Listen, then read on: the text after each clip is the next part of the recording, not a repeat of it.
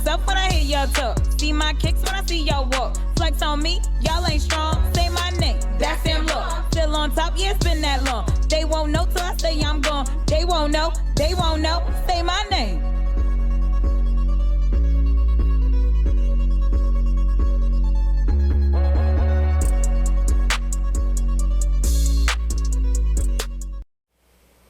Hey everyone, we are back for season 3 of the That Sam Law Show. Wait, is it season 3? I don't know. Maybe it is, maybe it isn't. Well, whatever season it is, we're back. It's been a big break, and we're excited to be here. I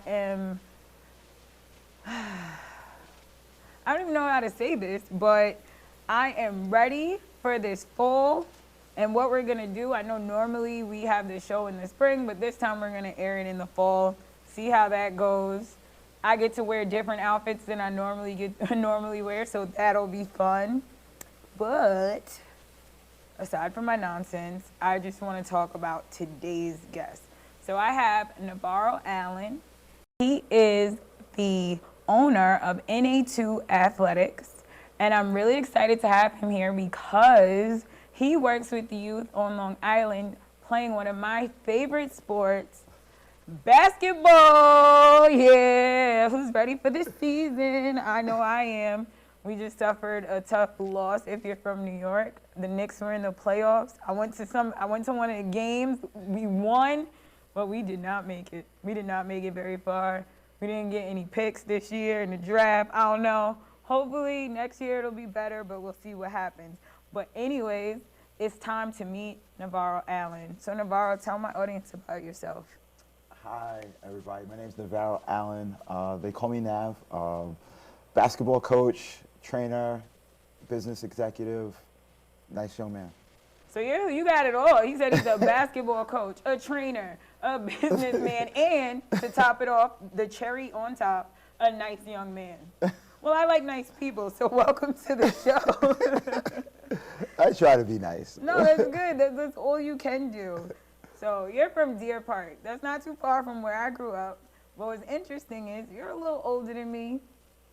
I know it's not nice to talk about people's age. Only a tad bit. I know it's not really nice to talk about people's age, but in this sense, I think it matters. He happens to be a Gen Xer, and I'm a millennial. So, you know, I love talking about those things. But I grew up in West Babylon. You grew up in Deer Park, and they're kind of similar neighborhoods. But what was it like growing up in Deer Park in the 90s? Honestly, Deer Park was wonderful in the 90s. Like, that was probably the best thing that ever happened to me was my family moving from, you know, Wyandanch and Queens to Deer Park, because I got to experience life where it was all races playing with each other, getting along, having fun. The school was very diverse, and I think it was probably the best thing that ever happened. So did you grow up on the industrial side or the side closer to Deer Park Avenue? I grew up on the, well, we call it on the black side. But on the black side. Listen, I lived on the black side of West Babylon. It's like over there on Tell Avenue. Okay. Where near the youth center. Yes, okay. Right where the youth center used to be over there. And they have the Jehovah's Witness church that's over there. Trying to think of other landmarks. First Baptist church is over there. Right. And of course, where I was at every day was the school. It's not anymore. It's knocked down now. But the Washington school where we used to hang out, all the kids, all day and play, that's right. where I grew up. Nice. Now, you mentioned you were from Wyandanch. That's where I'm at right now. I've been in Wyandanch for almost 8 years now. Okay. It's definitely a switch, but shout out to Wyandanch, so that's cool. And I know it's like moving down the street, but it's totally different communities. It's like night and day. Yeah, I mean, I live in Huntington now, but my mother and my aunt and my grandfather and my uncle and them, they grew up in Wyandanch for a little bit, and then they originally were in Queens. They grew up in Wyandanch for a little bit, and then moved to Deer Park. Okay. I moved from Deer Park to Huntington. Huntington is lovely. I love Huntington. Huntington's nice. It's a really nice area. There's a lot of revitalization.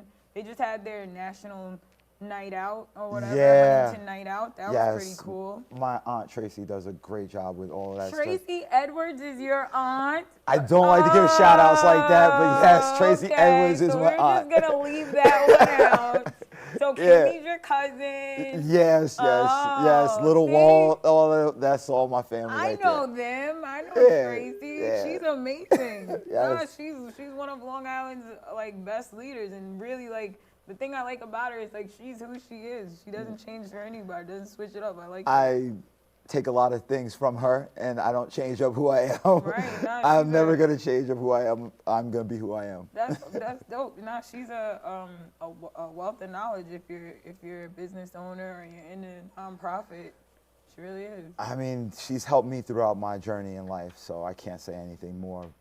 Everything that I've asked from Tracy, you know, she guided me on. So That's awesome. Well, shout out to Wonderful. Miss Tracy Edwards. yes, yes. If you don't know her, you got to get to know her. We got to have her on the show because she's really cool. She's got a lot of historical things about Long Island to talk about, especially in the movement for people of color. But back to you. So what drew you to basketball? Like playing, getting involved in it? Like what drew you? Honestly, my friends. Mm-hmm. Like my friends, Donnell, Chiron, Mike Anderson, they all played all the time. I wasn't a basketball player like that. I used to wrestle. I used to play baseball. My family is great on baseball. My uncles, my grandfather, they all play baseball. But I like they baseball. they play basketball. So I wanted to be one of the cool kids. So I started playing basketball with them. Okay, that's fair. So you did it to like get to know people in your community, make Yeah, friends. I did it more or less just to make friends, like trying to be one of them. That makes sense. So I got to backtrack just for a second. We're going to jump right back into it. Yankees or Mets? Yankees all Oh, day. man. All I thought he was day. going to say Mets, Oh, y'all. no, It's all right, no, we no. still like him. Man, we gotta go with winners, man. We gotta go with winners. They win right now. They're in the bottom, but that's okay. We got one step ahead of them, but whatever. Oh, man. He said we got to go with winners. I can't win. You got the Knicks, you got the Mets. I went to the Mets playoff game, too. Well, to get in the playoffs, but they lost. And we won't talk about that. Back to happy things. Hey, everyone. It's Sam Law of the That Sam Law Show. And I just want to welcome a very special person, our sponsor, John Bell of the Bell Law Group. John Bell, tell us about the Bell Law Group. So we're a law firm in Syosset, Long Island, and we focus on employment law and personal injury law.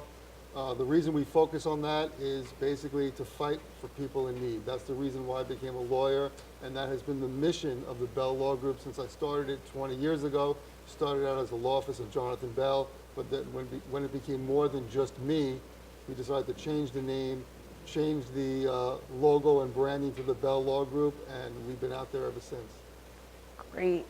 So, John Bell, if anyone needs your services, how can they reach you? 855 John Bell, JONBELL, or on our website, belllg.com. Thank you. Back to happy things. All right, so you started playing basketball to get to know everyone in the community. You played throughout college.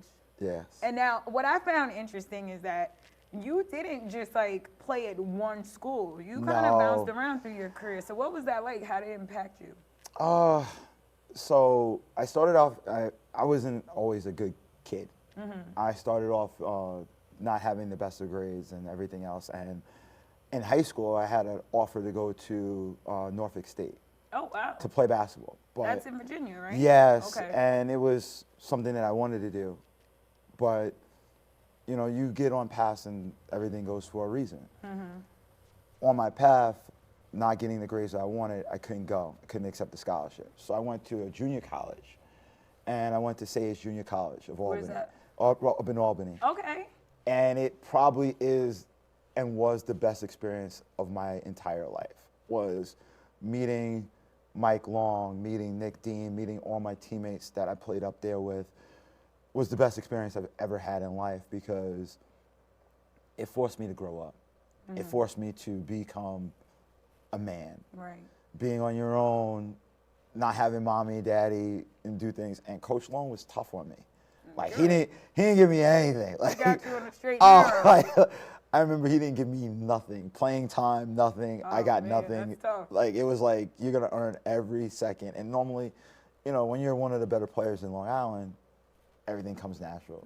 With him, it was like, no, you're getting everything. So I learned hard work. I learned dedication. I learned, you know, fortitude. of not giving up and not quitting on anything, you know. Those are powerful lessons. Yes, and you learn them at that age was better than learning them, you know, in my 30s, 40s, or 50s. Where unfortunately a lot of people in our community tend to learn those lessons, and that's not always for the best. It's a long time being a youth, making a lot of mistakes. You had the honor of meeting someone that was gonna guide you. That's awesome. And that was wonderful. And then from there I went to Morris Brown. You know, Morris Brown is In great. the South? So you went all the way up north, you went to Morris Brown? Yeah, I was all the way up in Albany, and then I came all the way back and was in Atlanta in Morris Brown. And it was just, I was there when they were filming Drumline. I was about to ask you that. I got bad questions. Yeah. Oh, man, did you pledge? Oh, I was supposed to pledge, like, so the truth of the matter is this, and this will be a very good segment for my cousin Daniel, because he loves this segment.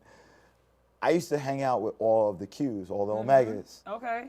But my cousins are all Kappas. Oh, wow. So I used to go to all the Kappa parties, and they thought I was going to be a Kappa. But truth be told, I was actually going to pledge. I was going to pledge to be Omega. Wow. You know, I wanted to be an Omega. And then Mom got sick. So I ended up leaving Morris Brown after 1 year and coming back home and going to Stony Brook. So you finished at Stony Brook? I finished at Stony Brook. So you're a Seawolf? Yes. Okay. That was my graduation school. Shout out to the Seawolves. Shout out to the Seawolves. My guy Dan Ricard's over there doing an amazing job with coaching, and I love it. Love what he's doing over there. So quick, tell me a Drumline story. Nick Cannon is he's one of the coolest guys you'll ever meet. He wasn't Nick Cannon like he is now. The one we know now. Yes. Okay. Same thing with like Ludacris wasn't Ludacris that you know now. Like people don't understand. Ludacris was our DJ at our radio station.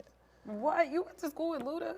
Like I didn't see him, but he was like at the he was at the radio okay. station all the time, and he was That's DJing the radio crazy. station. And Nick ate lunch with us. That's like crazy. He ate lunch with the basketball team like 3 different times, and then he did something crazy because we had like our pep rally, like we had Pastor Troy was a big time rapper down there. Right. They all did stuff, and Nick basically told them like, we said New York runs Morris Brown. And of course, we from New York. You gotta rap. and he said that. Yeah, he said that during the what's it called? He said that during the pep rally. He was like, "Yo, we heard that New York said they run this." Oh man. So we had to hear it all. But it was like I said, it was fun. Like that was like a great time to be just young and having fun, no responsibilities, nothing like I do now. But yeah, no, that's a cool experience. So you were talking about one of your coaches, especially the one from upstate. I want to dig into a coach that we have from Long Island. He was actually he had a big impact on Danny Green's career and several of the prominent players that are doing their thing on Long Island. Jerry Powell. What was that like? Now my son went to a Jerry Powell program, and needless to say, he did not go back. It was tough on him. So what was that like? So me and Jerry worked together for 7 years. I was there pretty much after the start of his basketball stuff, and it was probably the best thing as far as training ever happening, coaching, because Jerry got me to understand this: kids can change. As a coach, you don't ultimately think that a kid can change.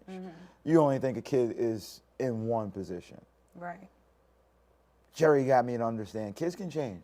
Right. It's about what you instill in them, what you give them, the nourishment. Now, his way of doing it, He's tough. is everybody got their own way of doing things, and Jerry's way of doing it is Jerry's way of doing it. I tell people, don't try and be Jerry. Right. Be yourself and come up with your own way of doing it, and you'll be very successful. But it was the best thing as far as training goes. I got a lot of insight of what to look for, how to look for things, how to talk to and get kids to improve. I don't use the mannerisms that he may use. You But have your again, own style. it's my style. Like my style is my style, his style is his style. Right. That's cool. You have a lot of good influences from your time playing basketball. What position did you play? Wait, let me guess. I'm gonna size you up. Point guard. In college. Oh, okay. In college, I played point. In high school, I used to run around. You're a baller? I used to run around like Reggie Miller. Really? That was my favorite play in high school. I'm not even gonna lie. I used to Yeah? run around like Reggie Miller all day long, shoot threes, come off screens, down screens, all of it. Wow. And When in I went- college, you're like, no, point guard. In college, I had to learn a crash course of, hey, guess what? You can't dribble, so you have to learn how to dribble right now. And then you have to learn how to play the point. So you have to actually become cerebral and think the game. Don't just come off here and shoot and then go back and play defense. No, you have to think what's going on. Right. So it was like a lot of video, a lot of extra work. That's what I Yeah, tell like kids. it's almost like when you're playing, it's like automatic, but then with the cerebral aspect, you're really learning the in and outs of the game.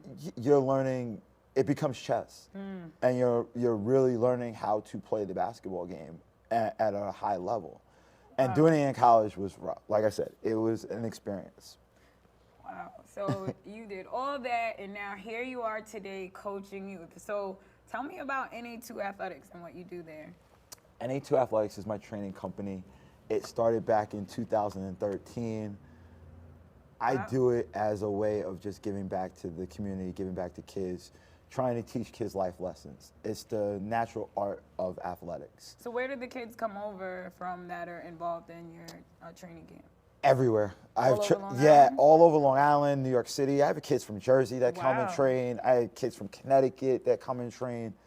It's a blessing. It's really, really is having this reach out there. And I just got back from LA. Like Really? training out. What you do out there? I was coaching at Nike Phenom Camp.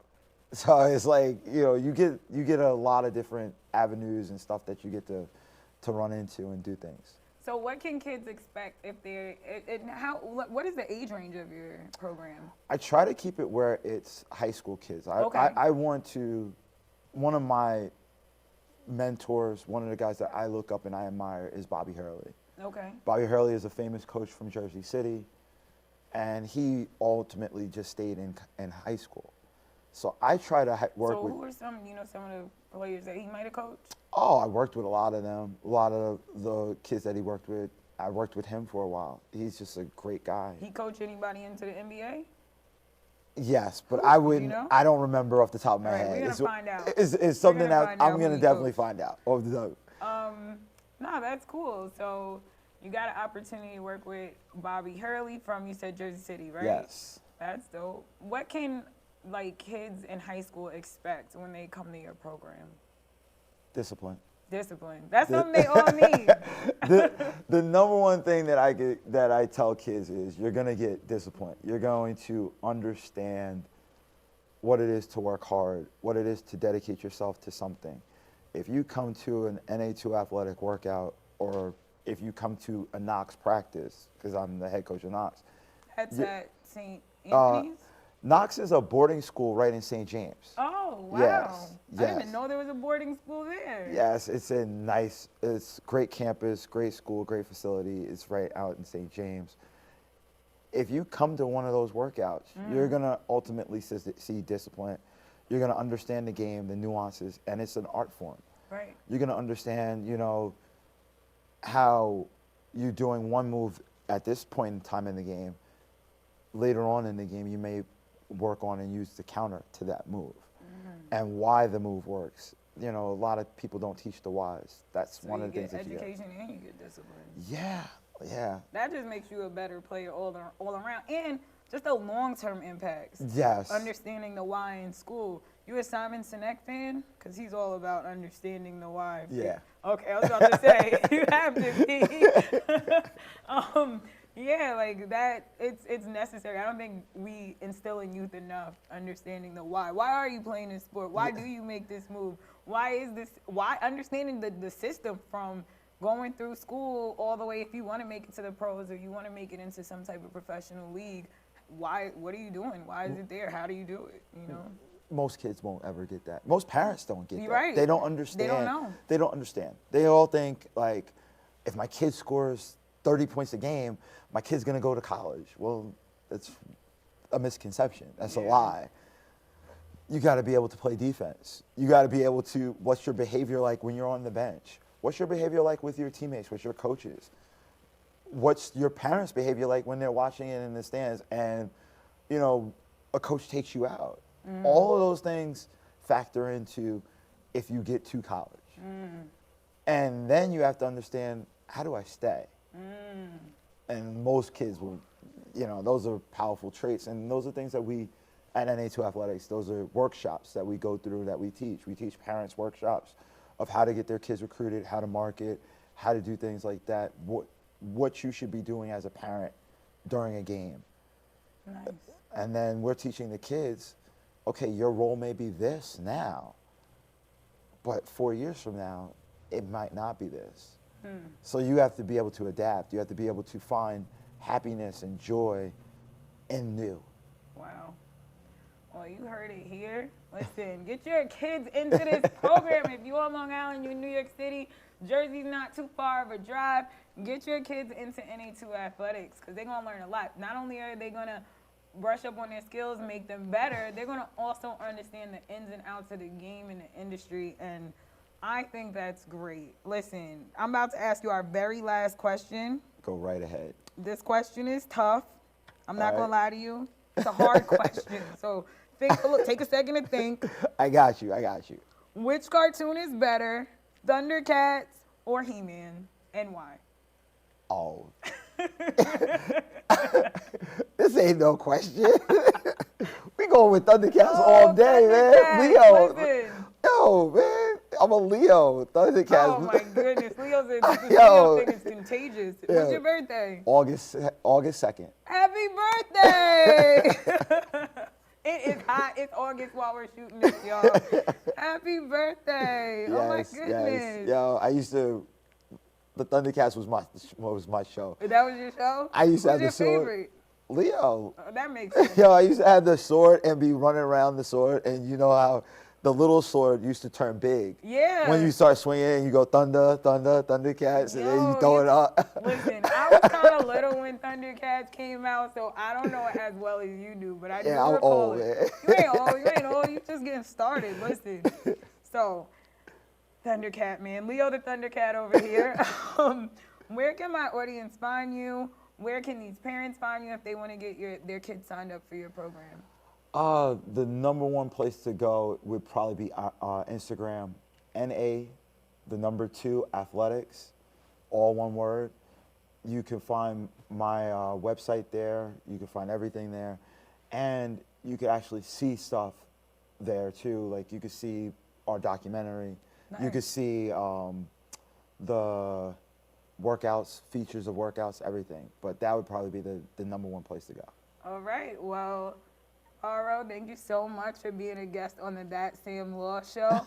Everyone, I'm glad to be back with you, and thank you for tuning in to the That Sam Law Show.